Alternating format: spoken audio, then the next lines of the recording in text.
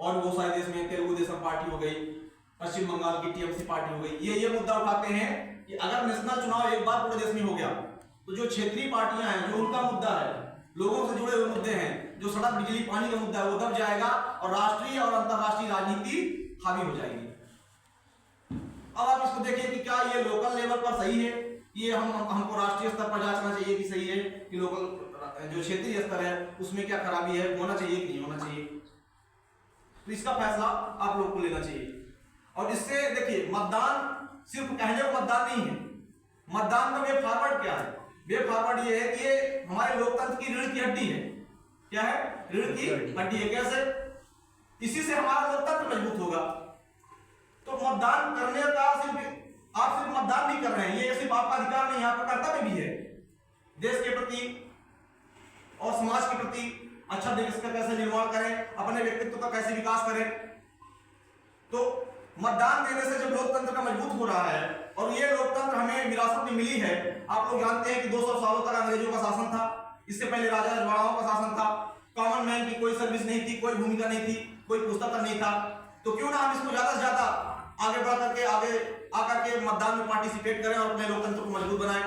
तो जब आप मतदान करते हैं तो आप सिर्फ लोकतंत्र को मजबूत नहीं बनाते हैं, जो लोकतांत्रिक संस्थाएं हैं, आप लोगों को पता होना चाहिए कि there are 4 watch guard of democracy, जो रखवाली करते हैं लोकतंत्र की। 4 माने पिलर्स हैं। तो सबसे पहला जो चुनाव कराता है इलेक्शन कमीशन, लोकतांत्रिक संस्था भी है और कॉन्स्टिट्यूशनल संस्था भी है, संवैधानिक संस्था भी है। इसके बिना चुनाव संभव ही नहीं है। वोटिंग जो आप करते हैं ये संभव नहीं है। दूसरा क्या है? Supreme court. देश के जितने भी कार्यपालिका, विधायिका और स्वयं में न्यायपालिका में भी, छोटी न्यायपालिका में जो भी मान लीजिए विवाद उत्पन्न होता है, उसका डिसीजन कौन देता है? कौन देता है? न्यायपालिका। तो आप अपने एक वोट के माध्यम से ना सिर्फ लोकतंत्र को मजबूत कर रहे हैं, लोकतांत्रिक संस्थाओं को भी मजबूत कर रहे हैं। वोट देंगे, सरकार बनेगी, विपक्ष बनेगा, विपक्ष का निर्माण भी उतना ही जरूरी है। आपके मुद्दे उठाएंगे तो इन मुद्दों का समाधान कैसे होगा? सुप्रीम कोर्ट में होगा। कैसे होगा? सुप्रीम कोर्ट में होगा। कॉन्स्टिट्यूशन की व्याख्या करना है, संविधान की व्याख्या करना है, आपके क्या राइट्स हैं, रोजगार मिलना चाहिए नहीं मिलना चाहिए। तो सुप्रीम कोर्ट का भी बहुत बड़ा रोल है देश के लोकतंत्र को बनाए रखने में। अभी आप लोगों ने सुना 2017 में सुप्रीम कोर्ट के सभी जज जो है तो आकर के सरकार के खिलाफ प्रेस कॉन्फ्रेंस की कि हमें आजादी नहीं है बोलने की, ये फिर निर्णय देने की। तो पक्ष विपक्ष बहुत ही महत्वपूर्ण रोल प्ले करता है। तीसरा पिलर है या फिर वॉच डॉग है, कौन सा? UPSC, union public service commission. आप लोगों ने देखा होगा कि हमारे देश में 2 प्रकार की कार्यपालिका होती है, शासन प्रणाली होती है। कौन कौन से 2 प्रकार? एक है अस्थायी परमानेंट और दूसरा है नॉन परमानेंट टेम्पररी। टेम्पररी में नेता लोग आते हैं, जितने भी आप लोग अपने जनप्रतिनिधियों का चुनाव करते हैं, ये 5 साल के लिए होते हैं। लेकिन यूपीएससी क्या करता है? यूपीएससी परमानेंट एग्जीक्यूटिव का नियुक्ति करता है, लेकिन उनकी भर्ती करता है। आप आईएएस बनते हैं तो एक बार के लिए थोड़ी बनते हैं, जीवन पर्यंत, यानी कि 60 साल 62 साल या फिर 65 साल तक के लिए। लेकिन जनप्रतिनिधि सिर्फ 5 साल के लिए आते हैं।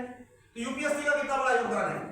यही लोग रूल्स रेगुलेशन बनाते हैं, यही लोग सलाह देते हैं अपने बड़े अधिकारियों को, फिर नेताओं को, प्रधानमंत्री को, मुख्यमंत्री को।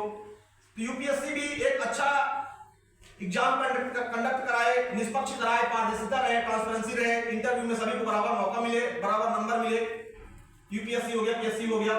तो ये भी लोग का list CAG, controller and auditor general of India, Bharat का महालेखा परीक्षक, महालेखा एवं नियंत्रक परीक्षक। ये क्या होता है? आप लोगों ने 2014 में नाम सुना होगा, आप लोग तो बहुत छोटे छोटे रहे होंगे। विनोद राय एक सीएजी थे। कांग्रेस सरकार को गिराने में इनका बहुत बड़ा योगदान था। पहले समझिए सीएजी का रोल क्या होता है। सीएजी का रोल ये होता है कि सरकार ने जो पब्लिक का पैसा है कितना कहां खर्च किया, और खर्च किया तो क्या उचित था, क्या अनुचित था, ज्यादा तो नहीं खर्च कर दिया, कुछ पैसे बचा तो नहीं लिया। यानी कि कुल मिलाकर एक शब्द में बोले तो करप्शन का भंडाफोड़ करता है कौन? सीएजी। अपनी रिपोर्ट प्रस्तुत करता है पार्लियामेंट में, और इससे विपक्ष को मौका मिलता है कि सरकार की क्या क्या कमियां हैं, क्या गलतियां किया है इन्होंने 5 साल में। हर साल प्रस्तुत करता है, 5 साल में नहीं, हर साल, है ना। हर बजट के सेशन से पहले सीएजी रिपोर्ट प्रस्तुत होती है। तो इससे जनता को जानने का मौका मिलता है कि क्या सरकार ने हमारे लिए उचित कदम उठाए हैं, कहां पैसे बचाए हैं, कहां भ्रष्टाचार किया गया है और कहां कैसे कैसे रवैया अपनाया गया है। तो विनोद राय हमने नाम बताया आपको। तो कांग्रेस सरकार ने जब 2014 में चुनाव होने वाला था, आम चुनाव, लोकसभा चुनाव, तो विनोद राय ने एक से एक बड़े बड़े घोटाले कांग्रेस सरकार में उजागर किए। कांग्रेस नहीं बोलेंगे, यूपीए 2 बोलेंगे, ठीक है, यूपीए 2 का शासन था उस टाइम पर। तो इस कारण क्या हुआ, जनता के अंदर जागरूकता आई कि सरकार हमारे लिए सही कर रही है, गलत कर रही है, हमारा पैसा कहाँ यूज हो रहा है। तो उन्होंने किसने, जनता ने तुरंत सरकार बदल दिया। ये भी लोकतंत्र की बहुत बड़ी अच्छी नींव है, पहचान है, मजबूती है कि कोई भी परमानेंट नहीं है, किसी भी व्यक्ति की कुर्सी परमानेंट नहीं है। तो ये 4 पिलर्स आपने एक अपने मतदान के माध्यम से देश के 4 लोकतांत्रिक संस्थाओं का निर्माण किया, इनको मजबूत किया, बनाया। इससे आप समझ सकते हैं कि आपके मतदान की कितनी जरूरत है। और एक कहानी आप लोगों ने सुना ही होगा कि अटल बिहारी वाजपेयी की सरकार एक वोट से गिर गई थी। 273 सीट्स चाहिए रहता है मेजोरिटी के प्रूफ करने के लिए। अगर आपको सरकार में बने रहना है, बहुमत पास कराना है, अपनी सरकार की मेजोरिटी दिखानी है, तो 545 में से 273 वोटिंग चाहिए रहता है। लेकिन 272 ही पा पाए थे, वो 273 नहीं पा पाए थे, एक वोट से उनकी सरकार गिर गई थी। तो कभी ये मत समझिए कि मैं एक वोट मैं बस वोट नहीं दूंगा या दूंगी तो क्या हो जाएगा, सरकार थोड़ी गिर जाएगी, विधायक थोड़ी हार जाएगा, विधायक या सांसद, ठीक है। तो आप अपने वोट के महत्व को पहचाने, लोकतांत्रिक प्रक्रिया को जाने, लोकतंत्र के महत्व को जाने। आप अपने पड़ोस में देख लीजिए, चाइना, तानाशाही सरकार है, कोई किसी का कोई राइट्स नहीं, कोई लोकतंत्र नहीं, कोई पार्टी नहीं, वो अपने आप को डेमोक्रेसी बुलाते हैं। मैं चाइना एक लोकतांत्रिक देश है। लोकतांत्रिक किस नाम पर, सिर्फ एक पार्टी शासन करती है, दूसरा कोई पार्टी है ही नहीं। तो जब जो लोग जाएंगे वोट किसको करेंगे, जो पार्टी में व्यक्ति खड़ा है उसी को वोट करेंगे। भाई ऑप्शन तो दो। लोकतंत्र मतलब क्या होता है, multiple perspective, unity in diversity, विभिन्नता में एकता, बहुत सारे लोग हो, बहुत सारे का विचार हो, सभी का ओपिनियन हो।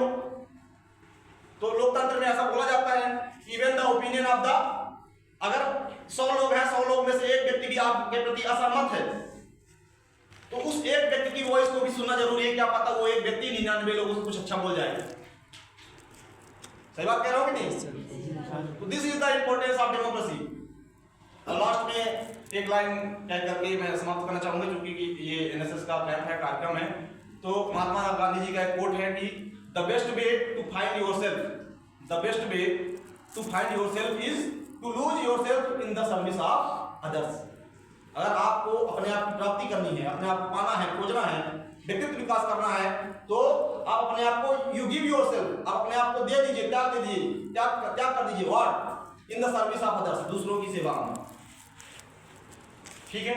और भी बहुत सारी बातें थी, लेकिन इन बातों के सामने इन शब्दों को विराम देता हूं। धन्यवाद।